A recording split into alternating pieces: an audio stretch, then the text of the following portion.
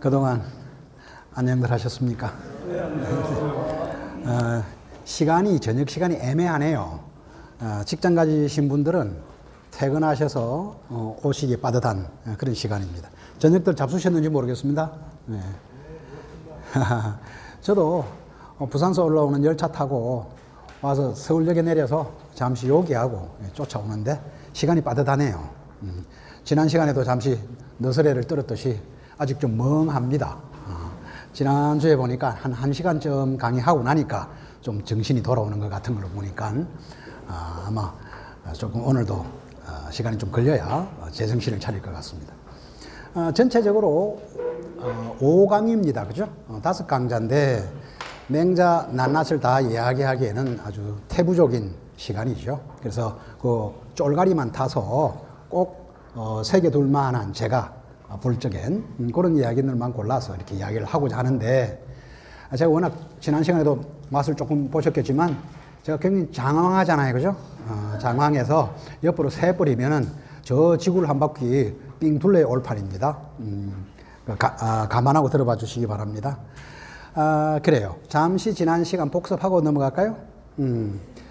동양사상은 그 사상가가 처한 시공간이 중요하다 그랬습니다. 저 역시 노노, 맹자, 다른 책을 볼 적에는 그 사상가가 처한 시대를 연극 무대 세트처럼 이렇게 머리에 떠올려 보고 거기에 그 주인공을 한번 살포시 놓아서 가는 길을 쫓아가 봅니다. 그러기에는 사기라든지 춘추라든지 역사서가 그 배경을 보는 데는 아주 제격이지요.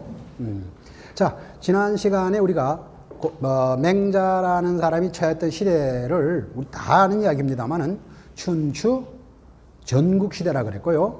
그렇죠? 그 춘추 전국시대의 키워드를 전쟁칠 전자로 잡았습니다. 이 키워드 속에는 아픔과 고통, 불안과 두려움, 온갖 것들이 자욱하게 깔려 있는데, 더 무서운 것은 시대라니까 한 기한이 있지 않겠습니까? 그래서 조선시대를 500년이라 그러는데 그건 1392년 조선이 건국한 이래로 1910년 조선이 망하기 때까지를 대략 쳐서 500년 그러죠. 춘추 전국시대가 더 몇 년이라고 우리가 이야기를 했죠? 예, 550년입니다. 그러니까 태조 이성계가 나라를 건설한 이래로 통짜로 500년. 그게 1910년에 조선이 망했으니까 거기다가 막 50년을 더하면 1910년 4.19 나던 해까지 내내 사람이 사람을 잡아먹는 이런 악종의 시대. 좀 속되게 표현하면 사람이 개보다 못한 시대. 개들은 싸우긴 하지만 전쟁은 하지 못합니다. 조직적으로 동족을 살상하는 짓은 하지 않습니다. 그런 점에서 인간이라는 존재는 이 550년 동안에 그 도저한 그 생리학적 존재로서의 동물이 갈 수 있는 극한까지 가서 온갖 짓을 다 보여준 것이죠. 여기에서 많은 지식인들은 온갖 생각을 다 한 거죠. 어떻게 하면 이 참혹한 전쟁 상태를 종식시키고 평화와 질서를 획득할 수 있을까? 여기서 온갖 생각들이 백출했기 때문에 이 시대를 또 백가 쟁명의 시대라고들 그럽니다. 우리 보고 있는 유가, 노장파, 법가, 종횡가, 병가, 농가, 경세가 다양한 형태의 사상가들이 자기 아이디어를 내놓은 것이죠. 실은 그 백가들이 내놓는 그 텍스트들을 곰곰이 따져보면 아주 정말 조밀합니다. 한비자는 한번 볼만해요. 법가 사상가. 한비자는 볼만하고 또 서로 간에 어떻게 치고받고 이렇게 하죠. 맹자라고 하는 텍스트가 노노와는 달리 읽기에 좀 힘이 들고 다양한 다른 개념들이 막 속출하는 까닭은 맹자 자체가 전국시대의 사상투쟁장이기 때문에 그렇습니다.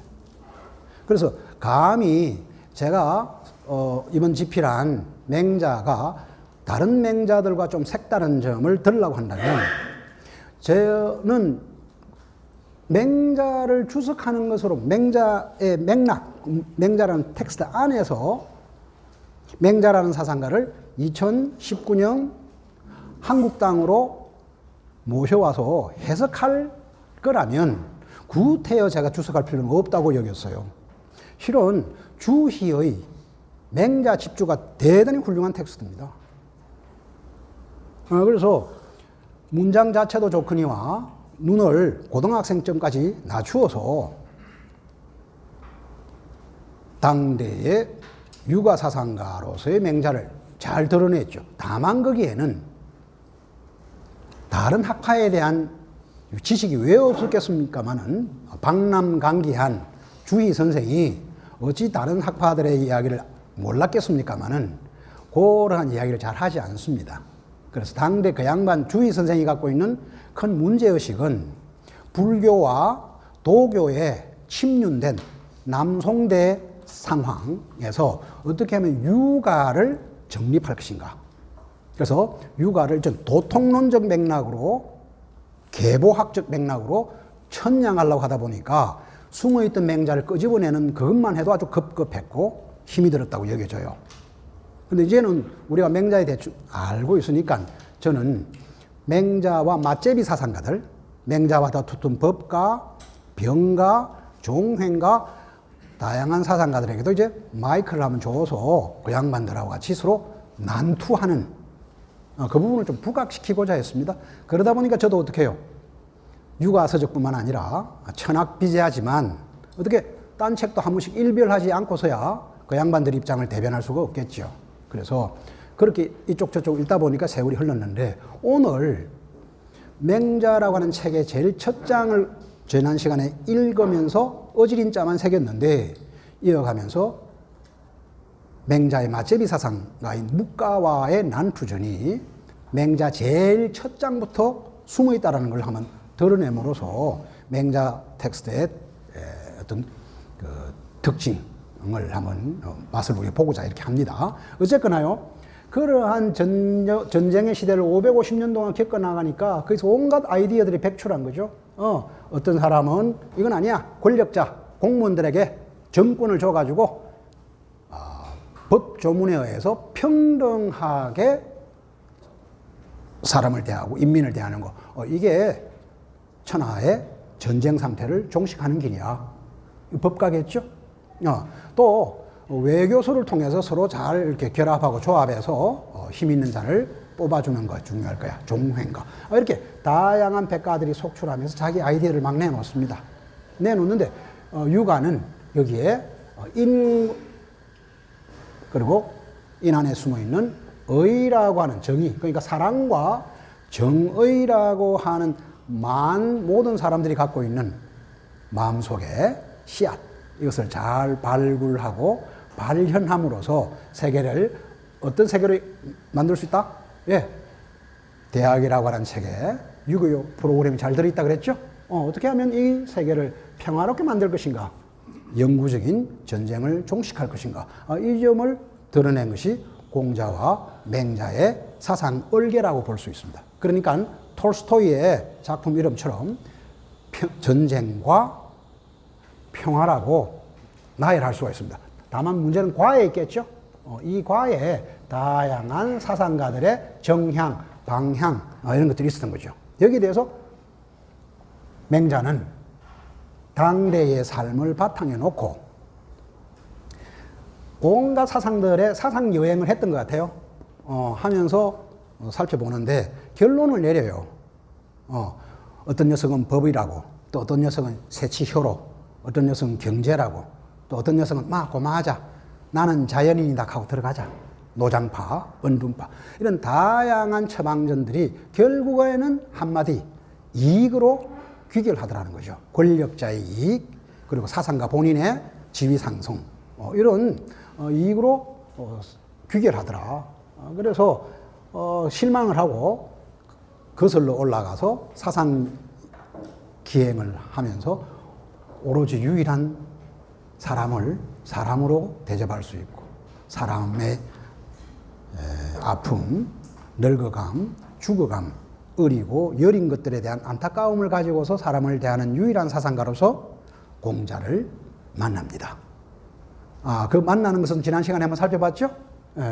그 해석학적 지평에서 만나는 유일한 단어가 맹자 안에 요 두 글자로서 한 글자로 나오는 거죠. 두려울 구자입니다.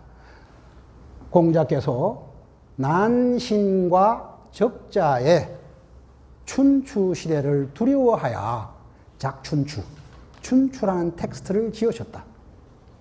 그 150년이 흐른 뒤 전국시대에 처한 나는 나대로 묵적과 양주파들이 떠들어내는 이 바람에 제대로 공자의 사상이 펼쳐지지 않는 이 사태가 두렵다. 나도 두렵다는 거죠. 그래서 이 두려움이라는 단 한 글자로 공자를 만납니다. 그래서 논어의 맹자에 처음 나오는 단어가 우리한테 잘 알려진 사숙이라는 단어죠. 사사로이 스승으로 삼았다.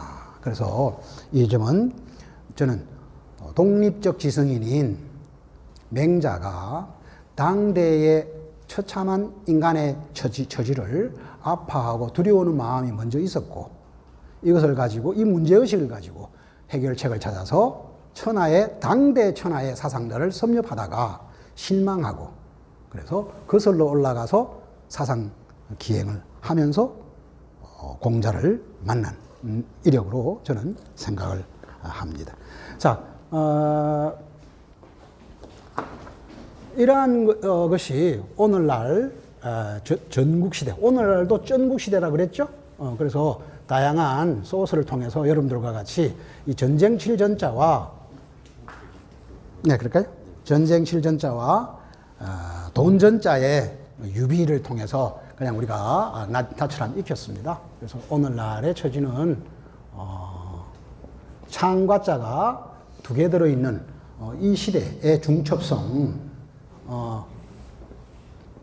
하나, 그리고 둘이라고 하는 이것이 자본주의 사회가 가지고 있는 극단적 양상을 묘사하는 것 같아서 저도 문득 사전을 보다가 발견했어요. 이 창과자 두 개 들어있는 이 부분이 혀를 차면서 오늘날의 아픔이 전국시대보다도 더하다. 그런 느낌을 갖고 있던 차에 이런 느낌을 가졌죠. 그래서 오늘날 사람의 처지가 맹자가 개탄했던 환과 고독이라고 하는 박리되고 격리되고 소외돼버린 이런 처지가 더욱더 열악한 형태로 몰려서 젊은이들은 혼술, 혼밥을 먹고 노인들은 그야말로 고독사하는 이 처지가 우리들이 내몰린 현재의 모습을 잘 보여줘서 이 점이야말로 맹자를 지금 읽어야 되는 한 이유로 제가 꼽았죠. 그렇습니다. 그래서 여러분들과 같이 이제 본격적으로 맹자 안으로 들어가서 그 투어를 이제 한번 해보실 참이죠. 그래요. 이제 우리가 지난 시간에 이어서 한번 살펴보도록 하시겠습니다. 책을 아주 이쁘게 만들어 놨네요. 그래서 5강 원고가 요 안에 다 들어 있습니다. 하다가 앞뒤로 오가면서 한번 또 참고도 하고 그러죠. 자, 지난 시간에 그래서 하필왈리장, 맹자 제1장을 한번 같이 읽어봤습니다. 한 번 더 보십시다. 이 동양고전은 두 갈식이에요. 두 갈식이 돼서 제일 앞장만 꼭꼭꼭꼭 잘 씹으면 전체 책에 하고 싶은 이야기 7, 8화를 먹고 들어갑니다. 그래서 하필왈 제1장을 한번 번역문이라도 한번 같이 읽어보시죠. 자, 같이 한번 보십니다. 4페이지네요. 맹자, 양나라 해왕을 만났습니다. 다짜고짜 왕이 말했습니다. 노인장께서는 천리를 멀다 않고, 여기 우리말로 자주 써서 불언천리입니다. 와주셨는데 아마 내 나라를 이롭게 할 방안을 갖고 계시겠죠? 인사삼아 그렇게 이야기했을 것 같기도 해요. 그런데 맹자가 이에 대해서 뭐라고 말하냐면, 요걸 밑줄 꺼놓으면 좋겠습니다. 왕께서는 하필 이를 말씀하십니까? 하필왈 리예요. 하필이면 정치가라면 다양한 이야기들이 있을 텐데, 복지라든지 국방이라든지 뭐 경제 성장이라든지 그렇죠. 있을 텐데, 아니 고작 어찌 이익을 말씀하십니까? 그래놓고 맹자가 내놓는 처방이 다만 인의가 있을 따름입니다. 이렇게 이야기를 하죠. 하필 완리 인의 이의 그럽니다. 밑에 원문을 제가 뭐 붙여놨죠. 그래놓고 왕이 이익을 추구하다 보면 당하는, 봉착하는 위험성을 이렇게 점정법의 형태로 이렇게 표현을 합니다. 왕께서 제후조실은 내 나라를 어떻게 이롭게 할까 하시면 대부는 어떻게 하면 내 가를 이롭게 할 수 있을까 이런다는 거죠. 그러니까 제후, 왕이라고 표현되었습니다만 제후죠. 제후의 영지는 국이라고 표현합니다. 천성지국, 만성지국 그럴 때 국이죠. 그 밑에 계급이 대부겠죠? 밑에 막하에 대부가 있으니까요. 이 양반들의 영지는 가라고 그럽니다. 여기는 그냥 홈, 패밀리의 의미가 아니라 소규모의 자율적인 독립국가입니다. 그런데 우리한테 나치익은 국가라는 개념이 있지 않습니까? 이건요, 번역어예요. 맹자 일장을 보고 일본 메이지 지식인들이 서양어 뭐겠습니까? 스테이트라는 말을 국가라고 번역한 거죠. 여하튼 두 글자 한자 중에는 번역어가 대단히 많습니다. 정치, 경제, 문화, 체육, 음악, 물리, 화학, 그렇죠. 일본 메이지 지식인들이 서양어를 주로 번역한 겁니다. 그래서 우리가 고전을 읽을 적에는 한자 한자 떼어 읽어야 돼요. 두 글자를 그냥 내리다시 읽어버리면 안 된다는 거죠. 그건 또 다음에 이야기하기라고. 그래서 제후의 나라를 국이고 그다음 대후의 나라가 가입니다. 소규모죠. 영지의 이름이 가입니다. 백성지가 청성지국 그러죠. 그러면서 이렇게 이어나갑니다. 또 사와 서민은 어떻게 하면 내 한 몸을 이롭게 할 수 있을까 할 것이외다. 밑에 사가 있고 또 서민이 있겠죠. 백성들이 있답니다. 이건 또 자기 한 육신이겠죠. 제 한 몸. 그래서 나의 나라를 어떻게 이롭게 할까 그러면 본을 받아서 대부는 어떻게 하면 내 나라를 이롭게 할 것인가, 내 집안을 이롭게 할 것인가, 또 내 한 몸을 어떻게 이롭게 할 것인가. 키워드가 이에 걸리게 되면 공동체는 사라지고 어떻게 해요? 각각의 이익투쟁장으로 나라가 전락하게 된다는 거죠. 이건 뭐 지금도 설득력이 있습니다. 그래서 결국 위아래가 서로 이익을 다투면 나라는 위태로워지기 마련이라 그럽니다. 이렇게 서로 이익을 하게 되다 보면은 이런 형태가 되는 거죠. 교정리가 되는 거죠. 교정리는 우리가 눈여겨봐야 될 단어입니다. 이거 요 안에 묵가가 들어있습니다. 교정리 하게 된다는 거죠. 서로 이익을 다투게 된다는 겁니다. 이 말을 맹자가 써요. 근데 이게 맹자 본인 말이 아닌 것 같아. 이게 묵가에서 쓰는 말을 맹자가 싹 비튼 말이야. 그래서 교정리 밑에는 원본으로 묵가 사상이 깔려 있다고 봐야 돼요. 그래서 묵가는 맹자보다 앞서 있던 사상이거든요. 그러면서 이렇게 풀어나갑니다.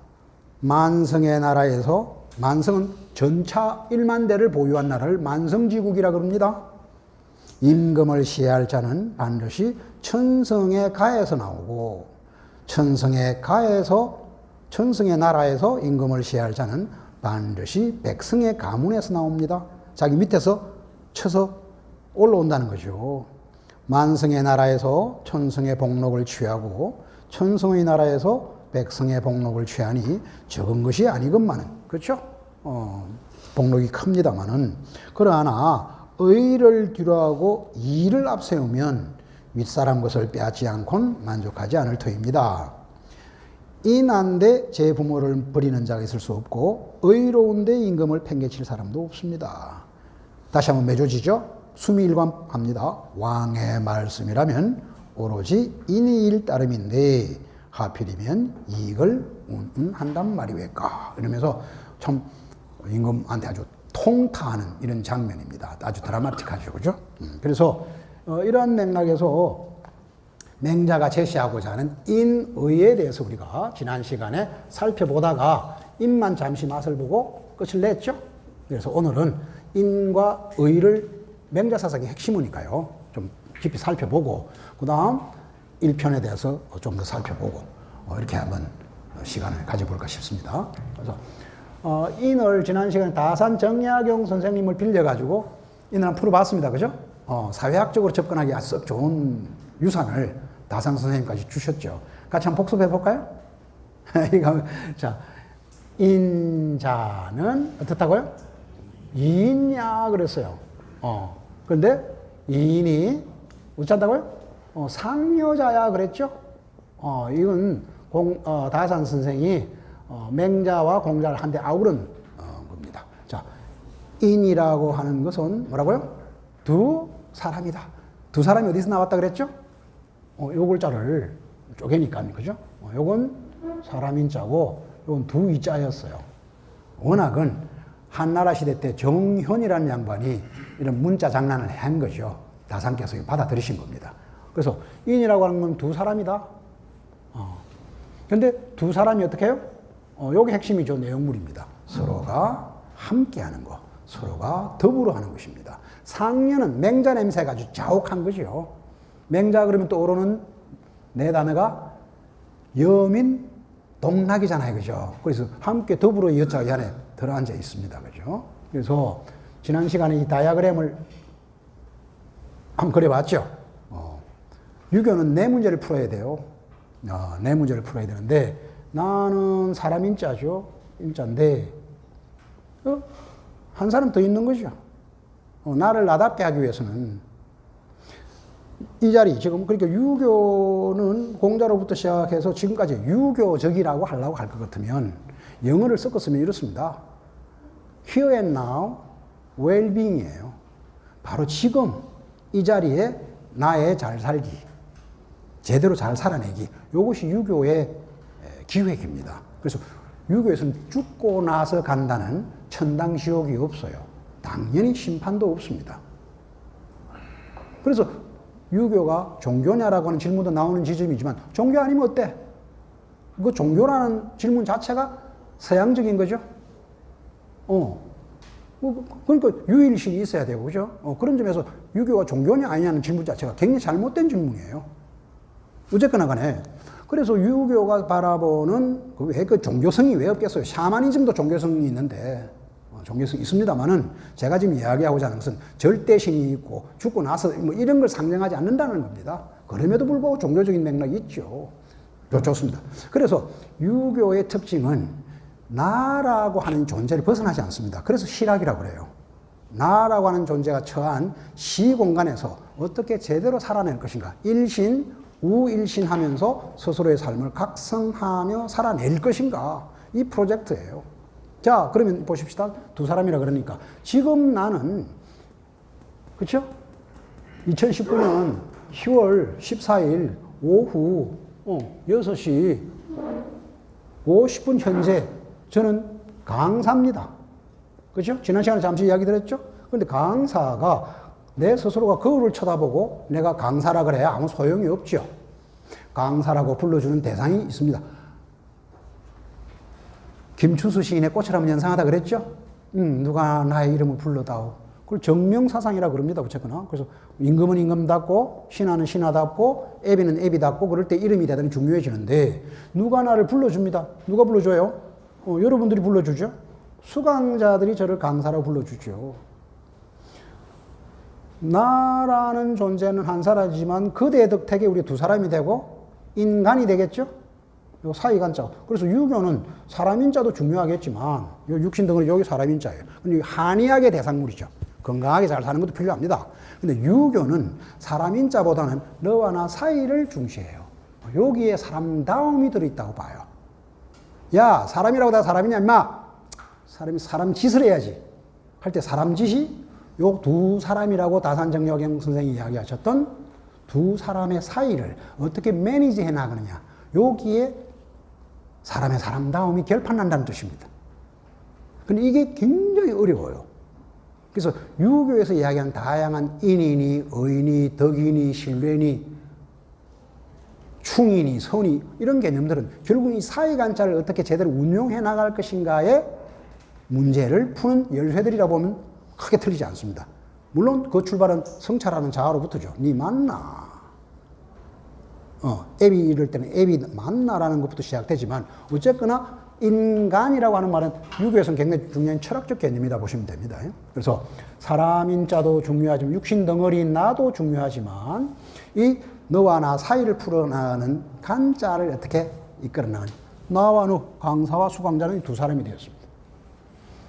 이 두 사람이 어떻게 해요? 서로가 함께 하기라는 거죠. 서로가 함께 하기 위해서는 강사가 강사다워야 되고, 그렇죠?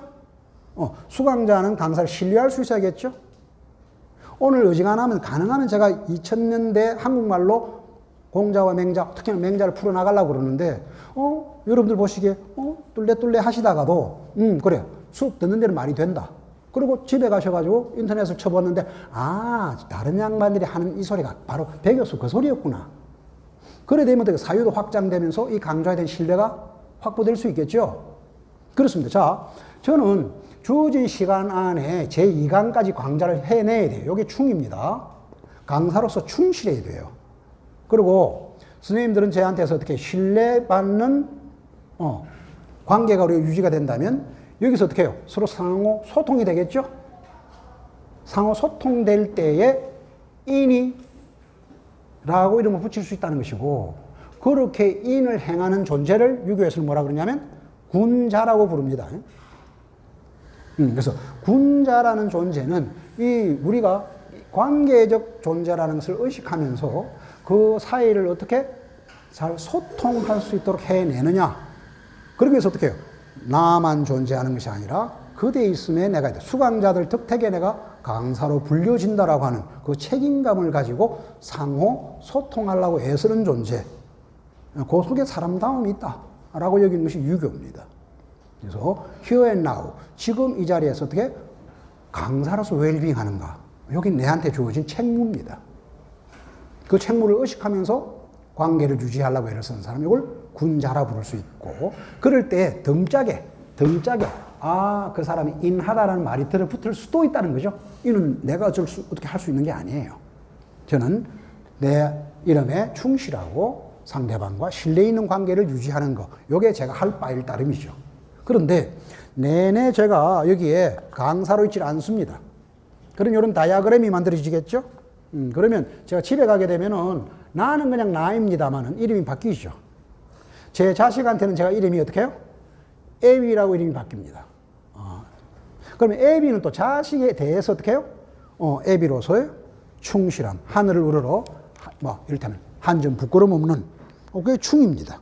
충자는 앞으로 이제 3강 5륜 이야기하면서 말씀드리겠습니다만은, 충은 우리가 알고 있는 나라에 대한 충성, 국가에 대한 어떤 복종, 이런 충이 아닙니다. 워낙 공자와 맹자에 쓰이는 충은요. 이건 가운데 중자이기도 하면서 적중할 중자잖아요. 적중하다는 표현, 만화식으로 그리면 이렇습니다. 화살이 한가운데 딱 적중하는 모양을 연상하시면 좋습니다. 밑에 건 뭐예요? 심장이죠. 이게 충입니다. 그래서 충은 훗날 제국유교로 유교가 변질되면서 나라에 대한 충성, 혹은 임금에 대한 복종, 군주에 대한 복종, 권력자에 대한 복종의 형태로 제 표현으로 치면 전락했지만, 적어도 우리가 지금 보고 있는 원시유교, 공자와 맹자적 맥락에서 충이라고 하는 것은 바로 좌심실, 우심실이죠. 좌심실, 우심실의 동맥, 정맥으로 이루어지는 게 심장이에요. 그래서 육신으로 치면 그냥 심장, heart. 그러면서도 이건 어떻게 해요? 나라고 하는 주체가 거처하는 곳이라고 동양사상 생각해 왔죠? mind and heart이라고 번역할 수밖에 없어요. 서양어로는 그렇게 번역합니다. 그러니까 심장이라고 하는 것은 나 자신을 뜻하죠. 충이라고 하는 것은 나 자신에 대한 충실성이에요.